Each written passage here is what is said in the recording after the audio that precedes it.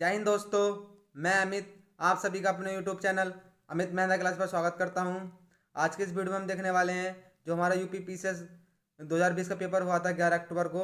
उस पेपर का एनालाइज चल रहा था। फर्स्ट क्वेश्चन इस वीडियो का फर्स्ट क्वेश्चन है और इस सीरीज का 113 यानी 113वां क्वेश्चन है। तो देखते हैं फर्स्ट क्वेश्चन। निम्नलिखित में से किस भारतीय फाउंडेशन ने अगस्त 2020 में फूड विजन 2050 पुरस्कार प्राप्त किया है?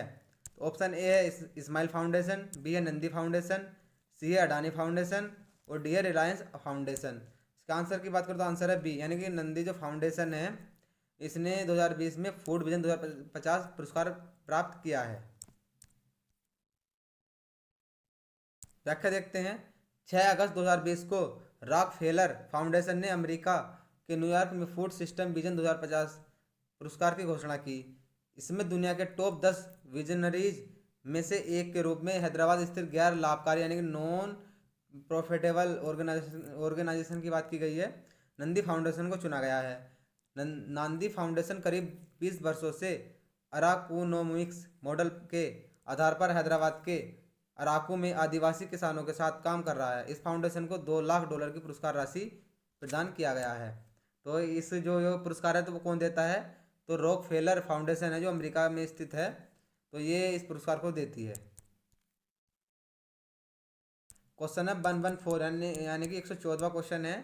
कोलकाता बंदरगाह से अगरतला के लिए पहली बार मालवाहक जहाज जुलाई 2020 में बांग्लादेश के निम्नलिखित किस बंदरगाह से होकर भेजा गया है? ऑप्शन ए है बेनापोल, बी है मालोटी, सी है पेरा और डी है चट्टोग्राम यानी कि चिटगांव। तो इसके जो आंसर की बात करें तो आंसर है डी, चट्टोग्राम या चिटगांव जो है वहाँ से जो बांग्लादेश का है उस बंदरगाह से होकर भेजा गया है। व्याख्या देखते हैं। श्यामा प्रसाद मुखर्जी पोर्ट ने कोलकाता से 16 जुलाई 2020 को कंटेनर एमबी से ज्योति नामक मालवाहक जहाज को अगरतला त्रिपुरा के लिए रवाना किया गया। यह मालवाहक जहाज चट्टोग्राम यानी बांग्लादेश बंदरगाह के होते हुए अगरतला पहुंचा है। क्वेश्चन नंबर है 115 यानी 115वां क्वेश्चन है। पृथ्वी विज्ञान मंत्रालय भारत सरकार द्वारा जुलाई 2020 में निम्नलिखित में से किसे पृथ्वी प्रणाली विज्ञान में लाइफ टाइम उत्कृष्टता पुरस्कार प्रदान किया गया है? ये लाइफ टाइम एक्सीलेंस की बात की गई है। ऑप्शन ए है एस सुरेश बाबू, बी है PLN राजू, सी है SPS कुशवाहा और डी है अशोक साहनी। तो आंसर की बात करें तो आंसर है डी। और इसकी व्याख्या देखते हैं। अगर आंसर की बात करें तो आंसर है डी, यानी कि अशोक साहनी जो हैं उनको लाइफ टाइम उत्कृष्टता पुरस्कार प्रदान किया गया है। व्याख्या देखते हैं। जुलाई 2020 में पृथ्वी विज्ञान मंत्रालय भारत सरकार द्वारा पृथ्वी प्रणाली विज्ञान में लाइफ टाइम उत्कृष्टता पुरस्कार अशोक साहनी को प्रदान किया गया था। नंबर 116 यानी 116वां क्वेश्चन देखते हैं। नीति आयोग द्वारा दिसंबर 2019 में जारी सतत विकास लक्ष्यों भारत सूचकांक 2019-20 पर जारी रिपोर्ट के अनुसार उत्तर प्रदेश को निम्नलिखित वर्गों में से किसमें वर्गीकृत किया गया है? यानी कि जो आपका है sustainable development goals India index 2019-20 की बात की गई है। ऑप्शन ए है एस्पिरेंट यानी आकांक्षी, बी है परफॉर्मेंस अच्छा प्रदर्शन, सी है फ्रंट रनर अग्रणी फ्रंट रनर, डी है लक्ष्य प्राप्त करता यानी अचीवर। ऑप्शन जो है बी सही है, यानी अच्छा प्रदर्शन है यानी परफॉर्मर की बात की गई है जो यूपी है। व्याख्या देखते हैं। दिसंबर 2019 में जारी सतत विकास लक्ष्य भारत सूचकांक 2019-20 पर जारी रिपोर्ट के अनुसार उत्तर प्रदेश को अच्छा प्रदर्शन के अंतर्गत रखा गया है। क्वेश्चन नंबर है 117। आयुष्मान भारत योजना के संदर्भ में निम्नलिखित में से कौन सा कथन सत्य है? तो आयुष्मान भारत योजना की बात की गई है। इसमें कथन एक है यह योजना प्रति व्यक्ति 5 लाख रुपए को मुफ्त स्वास्थ्य बीमा प्रदान करती है। बी है इसमें इस योजना में होने वाले व्यय के केंद्र और राज्यों की भागीदारी 60-40 के अनुपात में होती है। वोट दिए हैं। ओनली 1 सही है, बी ओनली 2 सही है, सी 1 और 2 दोनों सही है, डी नाइदर 1 नाइदर 2। तो इसके अगर आंसर की बात करें तो आंसर बी यानी केवल 2 सही है। व्याख्या देखते हैं। आयुष्मान भारत योजना 21 मार्च 2018 को शुरू किया गया था। इसके अंतर्गत 10.74 करोड़ ग्रामीण शहरी परिवारों में आर्थिक रूप से कमजोर लोगों यानी कि बीपीएल धारक लगभग 50 करोड़ व्यक्तियों को चिकित्सा हेतु 5 लाख रुपए वार्षिक तक का स्वास्थ्य बीमा प्रदान किया जाएगा। इस योजना में होने वाले व्यय में केंद्र और राज्यों की भागीदारी 60 और 40 के अनुपात में होगी। क्वेश्चन नंबर है 118 यानी 118वां क्वेश्चन देखते हैं। हौसला 2018 के संदर्भ में निम्नलिखित में से कौन सा कथन सही है? देखते हैं। हौसला 2018 का आयोजन महिला एवं बाल विकास मंत्रालय भारत सरकार द्वारा नई दिल्ली में किया गया था। भी देखते हैं। यह बच्चों की देखरेख करने वाली संस्थाओं के बच्चों का राष्ट्रीय उत्सव था। कूट देखते हैं। Only one, B only two, C both 1 and 2 और डी है नाइदर 1 nor 2। और इसका आंसर की बात करें तो आंसर सी सही है, यानी कि 1 और 2 दोनों सही हैं। व्याख्या देखते हैं। 26 से 29 नवंबर 2018 के मध्य बच्चों की देखरेख करने वाली संस्थाओं के राष्ट्रीय बाल समारोह हौसला 2018 का आयोजन नई दिल्ली में किया गया था। यह योजना महिला एवं बाल विकास मंत्रालय भारत सरकार के द्वारा किया गया है। इस कार्यक्रम का मुख्य विषय बच्चों की सुरक्षा था, यानी कि इसका जो मुख्य विषय था वो क्या था? बच्चों की सुरक्षा। क्वेश्चन नंबर है 119 यानी कि 119वां क्वेश्चन देखते हैं। नीचे दो कथन दिए गए हैं जिनमें एक को कथन ए तथा दूसरे को कारण आर कहा गया है। कथन देखते हैं। राष्ट्रीय ढांचागत पाइपलाइन NPI सरकार द्वारा 2020 और 30 की अवधि के लिए आरंभ किया गया है। कारण है NPI का उद्देश्य सभी को समान ढांचागत सुविधा प्रदान करना है। तो इसका जो आंसर है डी, यानी कि ए गलत है और आर सही है। व्याख्या देखते हैं। व्याख्या देखते हैं। 31 दिसंबर 2019 को केंद्रीय वित्त मंत्री निर्मला सीतारमण ने वर्ष 19-20 के राष्ट्रीय अवसंरचना पाइपलाइन पर गठित कार्यदल की रिपोर्ट जारी किया था। इस रिपोर्ट के अनुसार वर्ष 2024-25 तक 5 ट्रिलियन अमेरिकी डॉलर की जीडीपी हासिल करने हेतु भारत को इस अवधि के दौरान अवसंरचना या बुनियादी ढांचागत सुविधाओं पर लगभग 1.4 ट्रिलियन डॉलर खर्च होंगे। उल्लेखनीय है कि NPI के तहत दरअसल अवसंरचना परियोजना पर भावी दृष्टिकोण पेश किया जाएगा। इसका मुख्य उद्देश्य सभी को समान ढांचागत सुविधा प्राप्त करना है। अतः स्पष्ट है कि ए गलत एवं आर सही है। 120 यानी 120वां क्वेश्चन देखते हैं। विश्व बैंक की ease of doing business rank report के संदर्भ में निम्नलिखित में से कौन सा से कथन सही है?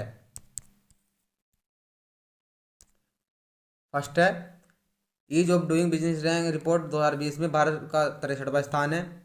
नंबर 2 है वर्ष 2019 में ease of doing business rank में भारत का 77वां स्थान है। कोड दिए गए हैं। ओनली 1 सही है, बी ओनली 2 सही है, सी बोथ 1 और 2 दोनों सही है, डी नाइदर 1 नाइदर 2। तो दोनों ऑप्शन सही हैं। और इसकी व्याख्या देखते हैं। Ease of doing business report विश्व बैंक द्वारा, यानी कि ease of doing business report कौन तैयार करता है? तो वर्ल्ड बैंक तैयार करता है। इसका मतलब होता है कि किसी भी देश में बिजनेस शुरू करने में और उसका संचालन में कितनी आसानी है। हाल ही में विश्व बैंक द्वारा जारी ease of doing business report 2020 में भारत की रैंकिंग 63वीं है, जबकि पिछले वर्ष 2019 में भारत की रैंकिंग 77वीं थी। ये जो क्वेश्चन है किसी न किसी जो डूइंग बिजनेस रैंक वाला जो क्वेश्चन है किसी न किसी एग्जाम में जरूर पूछा जाता है, तो काफ़ी अच्छा क्वेश्चन है। क्वेश्चन नंबर 121 यानी कि 121वां क्वेश्चन देखते हैं। सूची 1 को सूची 2 से सुमेलित कीजिए तथा सूचियों के नीचे दिए गए कोड का सही उत्तर चुनिए। सूची 1 में है योजना और सूची 2 में है यानी कि उसका प्रारंभ, यानी किस साल में लॉन्चिंग की गई है। नंबर ए है PM जन आरोग्य अभियान 2015 दे रखा है इसके सामने। बी दे रखा है PM वया वंदना योजना, सामने 2018 दे रखा है। सी है PM रोजगार प्रोत्साहन योजना, इसके जो सामने दे रखा है 2017 दे रखा है। और डी की बात करते हैं स्वच्छ भारत अभियान, इसका जो ऑप्शन दे रखा है 2014 दे रखा है। तो कोड देखते हैं कौन सा सही है। तो इसमें PM जन इसकी व्याख्या देखते हैं। PM जन आरोग्य योजना 2018 में शुरुआत की गई थी। PM वया वंदना योजना 2017 में शुरू की गई है।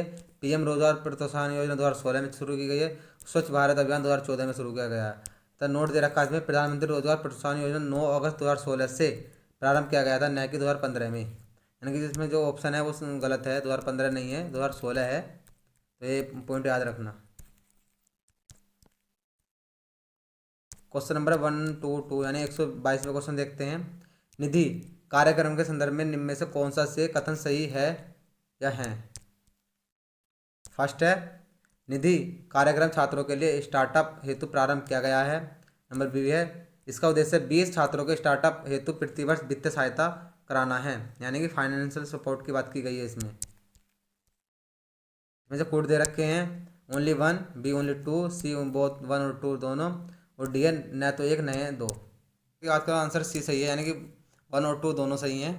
इसकी व्याख्या देखते हैं। निधि, जो निधि है उसके बारे में बात की गई है, तो उसकी जो फुल फॉर्म है national initiative for developing and harnessing innovation है। इसका का कार्यक्रम विज्ञान और प्रौद्योगिकी विभाग यानी कि साइंस एंड इंफॉर्मेशन टेक्नोलॉजी की बात की गई है, के द्वारा शुरू किया गया था। यह कार्यक्रम छात्रों के लिए स्टार्टअप हेतु प्रारंभ किया गया है। इसका उद्देश्य 20 छात्रों को स्टार्टअप हेतु प्रति वर्ष वित्तीय सहायता करना है। क्वेश्चन नंबर 123 यानी 123वें क्वेश्चन की बात करते हैं। कौशल भारत अभियान के संदर्भ में निम्नलिखित में से कौन सा से कथन सही है? फर्स्ट है, कौशल भारत अभियान की शुरुआत प्रधानमंत्री ने जुलाई 2015 में की थी। बी है, इस अभियान का मुख्य उद्देश्य भारत के युवाओं को सूचना तकनीक में प्रशिक्षित करना था। कोड की बात करते हैं, only one, B only two, C both one and two दोनों, डी है नहीं वन नहीं टू। इसका आंसर की बात करें तो आंसर वन सही है, केवल एक ही सही है। व्याख्या देखते हैं। प्रधानमंत्री नरेंद्र मोदी द्वारा कौशल भारत अभियान की शुरुआत नई दिल्ली से 15 जुलाई 2015 को किया गया था। इस योजना का मुख्य उद्देश्य भारत के युवाओं को विभिन्न क्षेत्रों में प्रशिक्षित करके उनकी कार्यक्षमता को बढ़ाना है। प्रश्न के कथन 2 में केवल सूचना तकनीक में प्रशिक्षण देने की बात की गई है, इसलिए कथन 2 सही नहीं है। 125 यानी कि 125वें क्वेश्चन की बात करते हैं। अटल इनोवेशन मिशन की बात की गई है। एम इस किस विभाग की प्रमुख पहल है, यानी कि किस विभाग यानी कि किस मिनिस्ट्री ने इसे शुरू की है? तो आंसर की बात करें, अगर ऑप्शन की बात करते हैं, ऑप्शन ए है मानव संसाधन विकास मंत्रालय यानी कि ministry of human resource development की बात की गई है। बी नीति आयोग, सी है सामाजिक न्याय एवं अधिकारिता मंत्रालय यानी कि ministry of social justice and empowerment की बात की गई है। डी है ministry of science and technology, विज्ञान एवं तकनीकी मंत्रालय की बात की गई है। तो इसके जो आंसर की बात करें तो आंसर है बी यानी नीति आयोग की पहल है कि एम यानी अटल इनोवेशन मिशन की बात की गई है। व्याख्या देखते हैं। अटल नवोन्मेष मिशन यानी कि अटल इनोवेशन मिशन की बात की गई है। देश में इनोवेशन तथा उद्यमशीलता को बढ़ावा देने के लिए नीति आयोग की एक महत्वपूर्ण पहल है। इसका उद्देश्य देश में इनोवेशन के लिए उपयुक्त माहौल का निर्माण करना है। अटल इनोवेशन के 2 अन्य अनुभाग अटल टिंकरिंग लैब और अटल इंक्यूबेशन सेंटर है, यानी कि जो अटल इनोवेशन है इनके 2 अन्य अनुभाग कौन कौन से हैं?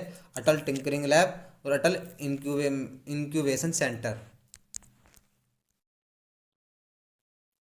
क्वेश्चन है 126 यानी 126वें क्वेश्चन की बात करते हैं।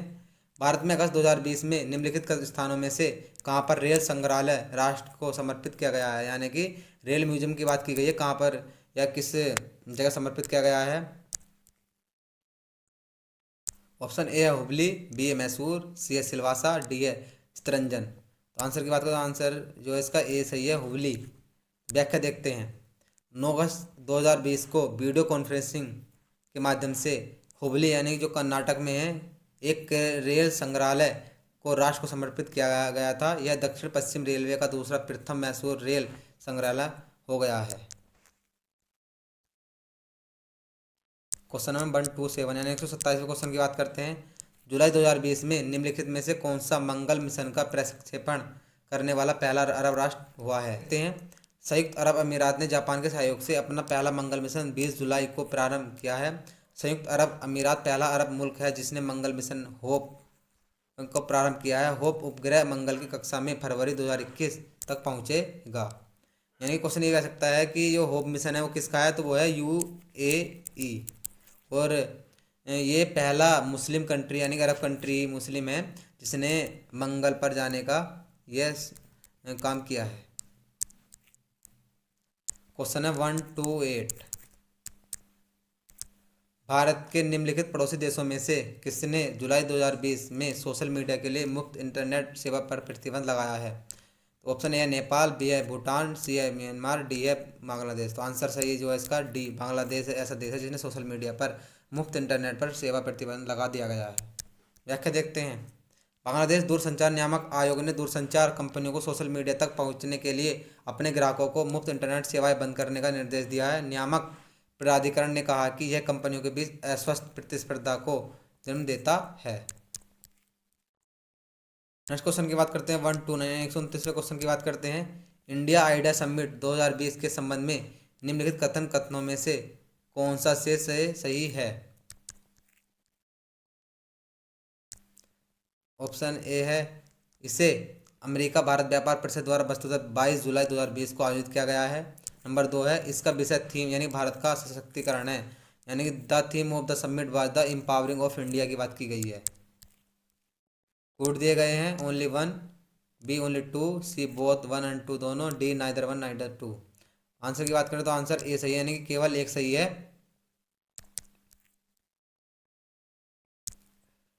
व्याख्या देखते हैं। इंडिया आइडिया समिट 2020 22 जुलाई 2020 को आभासी तौर पर आयोजित किया गया है। इस सम्मेलन की मेजबानी अमेरिका भारत व्यापार परिषद यानी कि USIVC द्वारा किया गया है। इस वर्ष के सम्मेलन की थीम है बेहतर भविष्य का निर्माण करना। क्वेश्चन 130। उत्तर प्रदेश मंत्रिमंडल ने 29 जुलाई 2020 को निम्नलिखित नगरों में से किसमें राष्ट्रीय विधि विश्वविद्यालय की स्थापना का अनुमोदन किया है? ऑप्शन ए है कानपुर, बी है लखनऊ, सी है गोरखपुर, डी है प्रयागराज। इसका आंसर की बात करें तो आंसर है डी, यानी प्रयागराज में इस तरह का विश्वविद्यालय अनुमोदन करने की बात की गई है। देखते हैं। उत्तर प्रदेश मंत्रिमंडल ने 29 जुलाई 2020 को प्रयागराज में राष्ट्रीय विधि विश्वविद्यालय की स्थापना की गई है, यानी कि लॉ नेशनल लॉ यूनिवर्सिटी की बात की गई है। उत्तर प्रदेश सरकार द्वारा विश्वविद्यालय के भवन निर्माण के लिए चालू वित्तीय वर्ष 2020-21 में 10 करोड़ रुपए का प्रावधान किया गया है। क्वेश्चन नंबर है 131, यानी 131वें क्वेश्चन की बात करेंगे। भारत के युवा कार्यक्रम और खेल मंत्री ने 25 जुलाई 2020 को घोषणा किया कि वर्ष 2021 में चौथा खेलो इंडिया यूथ गेम्स की मेजबानी की जाएगी। ऑप्शन ए है हरियाणा, बी है उत्तर प्रदेश, सी है कर्नाटक, डी है महाराष्ट्र। तो आंसर जो सही है इसका ए सही है, यानी कि हरियाणा के द्वारा की जाएगी खेलो इंडिया यूथ गेम्स की मेजबानी। व्याख्या देखते हैं। खेलो इंडिया यूथ गेम की शुरुआत वर्ष 2018 में खेल मंत्री कर्नल राज्यवर्धन सिंह राठौड़ द्वारा खेल संस्कृति को पुनर्जीवित करने के लिए किया गया था। 2020 में इस खेल का आयोजन 10 जनवरी से 22 जनवरी 2020 के बीच गुवाहाटी यानी असम में हुआ, जबकि 2021 में चौथा खेलो इंडिया यूथ गेम्स की मेजबानी हरियाणा को सौंपा गया है। यानी कि जो खेलो इंडिया यूथ गेम्स कब शुरू हुए थे, तो हुए थे 2018 में, और इसका जो चौथा संस्करण है वो कहाँ पर होगा, तो वो होगा हरियाणा में, वो भी कब, 2021 में। गाइस अगर वीडियो अच्छी लगे तो वीडियो को लाइक एंड शेयर करें, मेरे चैनल को सब्सक्राइब करें। Thanks for watching this video. Have a nice day. जय हिंद, जय भारत।